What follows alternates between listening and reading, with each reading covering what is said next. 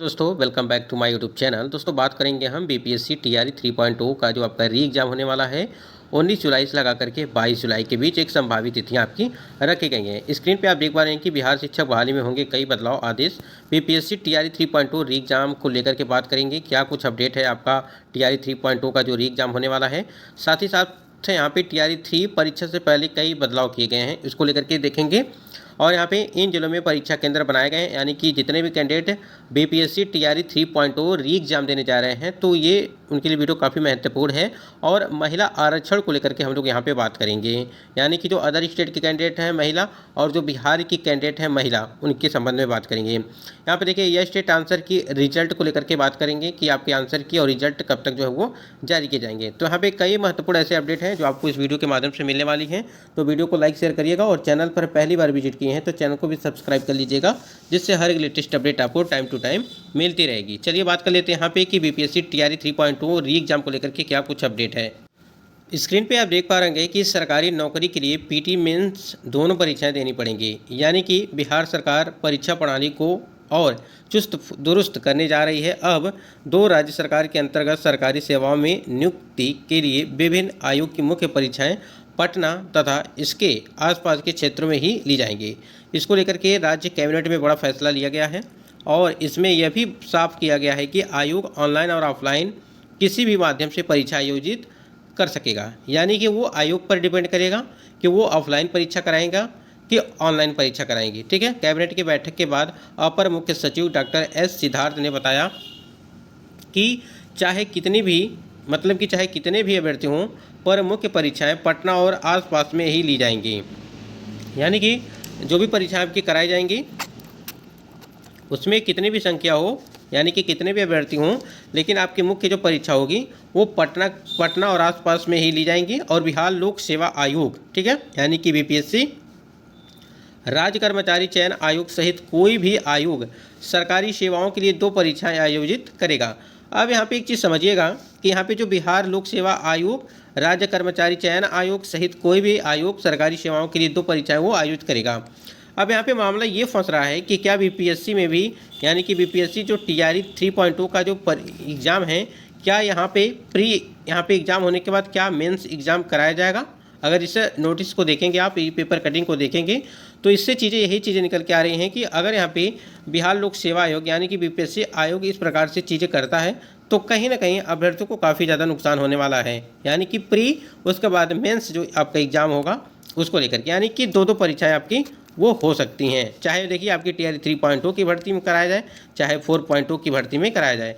यहाँ पे तो नहीं लग रहा है कि टीआरई 3 में कराया जाएगा, लेकिन हो सकता है कि आगे अगर कोई नियम बनता है इसको लेकर के तो आपकी 4.2 की भर्ती में जो है संभव हो सकता है कि आपकी 2 परीक्षाएं वो कराई जा सकती हैं, यानी कि एक प्री होगा, एक जो है आपका मेंस हो कराया जाएगा। ठीक है, इस चीज़ को लेकर के। लेकिन एक चीज़ यहाँ समझिएगा कि सरकारी नौकरी के लिए पीटी मेंस दोनों परीक्षाएँ देनी पड़ेंगी। ठीक है, तो देखिए यहाँ पे जो बिहार लोक सेवा आयोग और राज्य कर्मचारी चयन आयोग सहित कोई भी आयोग सरकारी सेवाओं के लिए 2 परीक्षाएं आयोजित करेगा, पहली प्रारंभिक और दूसरी मुख्य परीक्षा। ठीक है, इसके अलावा 2 नियुक्ति प्रोन्नति नियमावली को भी मंजूरी दी गई। इनमें बिहार व्यवहार न्यायालय अधिकारी एवं कर्मचारी संशोधन नियमावली 2024 और बिहार वाहन चालक भर्ती एवं सेवा शर्त संशोधन नियमावली 2024 जो है ये शामिल हैं। अब ये चीज़ निकल के ये आ रही है इससे कि अगर यहाँ पे परीक्षाएं 2 परीक्षाएं आयोजित की जाती हैं, यानी कि जैसे अभी हमने आपको बताया कि आपका जो एक होगा वो प्री होगा, दूसरा मेंस होगा, यानी कि 2 परीक्षाएं आपकी कराई जाएंगी। अगर यहाँ पे टीआरई 3 में ये चीज़ें लागू की जाती हैं तो कहीं ना कहीं काफ़ी ज़्यादा अभ्यर्थियों को यहाँ पे नुकसान होने वाला है। और आपको पता है कि 24 अगस्त को, ध्यान दीजिएगा, 24 अगस्त 2024 को आपका टीआरई 4.0 की जो भर्ती है वो भी होनी है, यानी कि परीक्षा की तारीखें हैं। और 24 सितंबर को, ध्यान दीजिएगा, 24 सितंबर को जो है आपका जो है वो रिजल्ट भी जारी कर दिया जाएगा, यानी कि अगस्त और सितंबर 1 महीने के अंतराल पे जो है आपको देखने को मिल जाएगा रिजल्ट को लेकर के। तो अब यहाँ इसके बाद से क्या कुछ यहाँ पे फैसला लिया जाता है बिहार सरकार के द्वारा, बाकी अपडेट के लिए आप चैनल से जुड़े रहेंगे तो सारी जानकारी आपको मिलती रहेगी।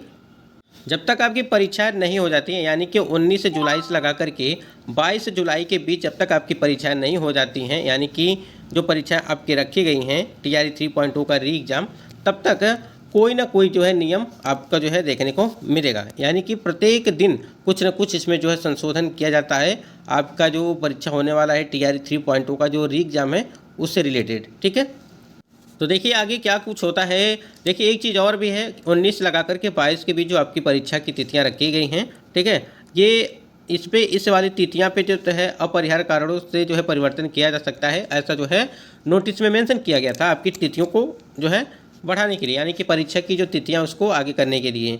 लेकिन आप यहाँ पे समझिएगा TRE 4.0 की जो भर्ती है वो भी तो 24 अगस्त को ही परीक्षा कराई जाएगी। तो यहाँ पे देखिए आवेदन अभी हुआ नहीं है, आवेदन किया जाएगा, यानी कि विज्ञापन जारी किया जाएगा, आवेदन दिया जाएगा, रोस्टर जारी किया जाएगा, तमाम तरह की प्रोसेस आप समझ सकते हैं कि चीज़ें होती हैं, तो वो सारी प्रक्रिया होने में काफ़ी टाइम लगेगा।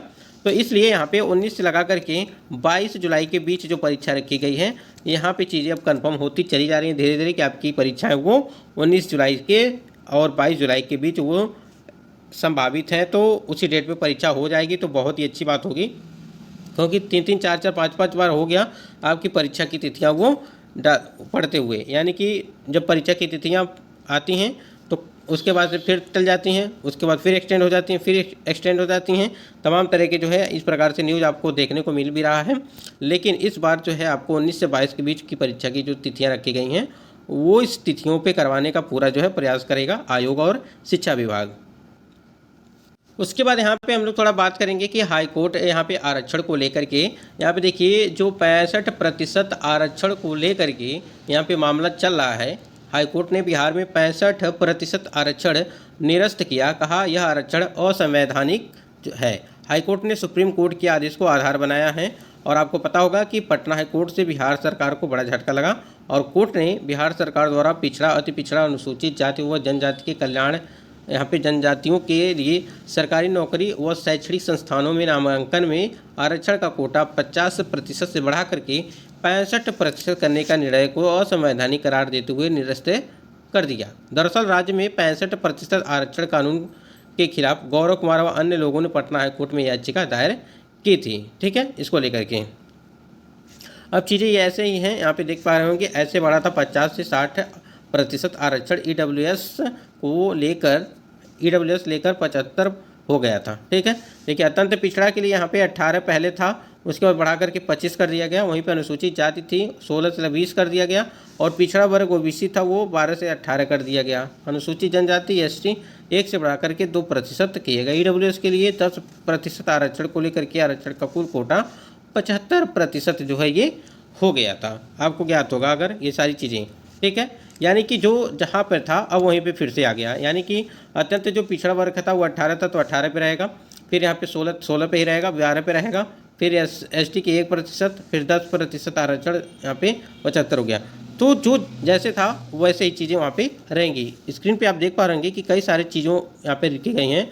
विरोधियों का तर्क है कि यह मौलिक अधिकार सुप्रीम कोर्ट के आदेश के खिलाफ है। सरकार ने कहा यह बड़ी आबादी की बेहतरीन ज़िंदगी के लिए बहुत ज़रूरी है। 87 पन्ने के फैसले पर दलीलों का विस्तार से उल्लेख किया गया है। सरकार सुप्रीम कोर्ट जाएगी और महाअधिवक्ता आगे, यहाँ पे देखिए अब सब कुछ सुप्रीम कोर्ट पर निर्भर है। देखिए इसको लेकर के अब जो है सुप्रीम कोर्ट में जो है पटना हाई कोर्ट ने साफ साफ ये चीज़ें कह दिया कि आप स्वतंत्र हैं, आप सुप्रीम कोर्ट जा सकते हैं, ठीक है, और अपनी बातों को रख सकते हैं। तो वही चीज़ें हैं कि सरकार सुप्रीम कोर्ट जाएगी। महाधिवक्ता पी.के. साई ने कहा बिहार सरकार सुप्रीम कोर्ट जाएगी, और उप मुख्यमंत्री सम्राट चौधरी ने भी यही बात कही है। उन्होंने कहा कि तमिलनाडु में आरक्षण का कोटा 69% है। आरक्षण कोटे में की गई बढ़ोतरी संविधान सम्मत व न्यायोचित है। ठीक है, तो देखिए यहाँ पे 50 से 65 किया गया। ठीक है, अब 65 से फिर जो है अब 65 से फिर 50 पे आ गया। तो कहीं ना कहीं जो चीज़ें जहाँ पर थी वहीं पर वो चीज़ें फिर से आ गई हैं। तो देखिए क्या कुछ होता है इसको लेकर के, क्या राज्य सरकार करती है इसको देखते हुए, और सुप्रीम कोर्ट में जाने के बाद मामला कितना जो है फंसता है, और क्या 50 से फिर से 65 किया जाएगा या 65 से आगे बढ़ सकता है कि नहीं बढ़ सकता है। अगर देखिए हम लोग यहाँ पे यस स्टेट को लेकर के बात करें, यस स्टेट अगर आंसर की बात करें, और परीक्षा आपकी 20 तारीख को ही समाप्त हो गया, यानी कि 20 जून को आपकी परीक्षा वो समाप्त हो गया। पेपर 1 पेपर 2 के सभी की जो है समाप्त हो। अब यहाँ पे इंतजार है आंसर की।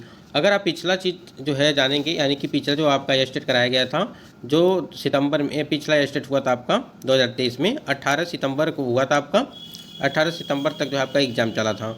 अगर वहीं पे 20 सितंबर को आपका आंसर की जारी कर दिया गया था और 3 अक्टूबर को जो है 3 अक्टूबर को आपका जो है वो रिजल्ट दे दिया गया था। लेकिन एक चीज़ आप समझिएगा, अगर यहाँ पे इतनी जल्दी जो चीज़ें की गई, क्योंकि उस समय पे बीपीएससी की जो है टीआरई की जो है परीक्षाएं थी, यानी कि फॉर्म अप्लाई हो रहा था, उस टाइम की ये बातें हैं। और देखिए यहाँ पे क्या है कि अगर इस हिसाब से देखेंगे तो कम से कम आपको लगभग 20 जून 2024 तक परीक्षा, यानी कि 20 से 20 जून, यहाँ पे समझिएगा 20 जून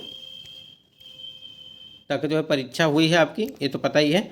लेकिन 30 जून से लगा करके 5 जुलाई के बीच आपका जो है आंसर की वो जारी किया जा सकता है, अगर लेट होता है तब। पहले तो आप अब यही कहेंगे आप कि पहले तो 2 ही दिन में आ गया था, ठीक है, तो उस टाइम पे देखिए अभ्यर्थी कम थे, इस बार अभ्यर्थी काफ़ी ज़्यादा हैं और आपको पता भी है।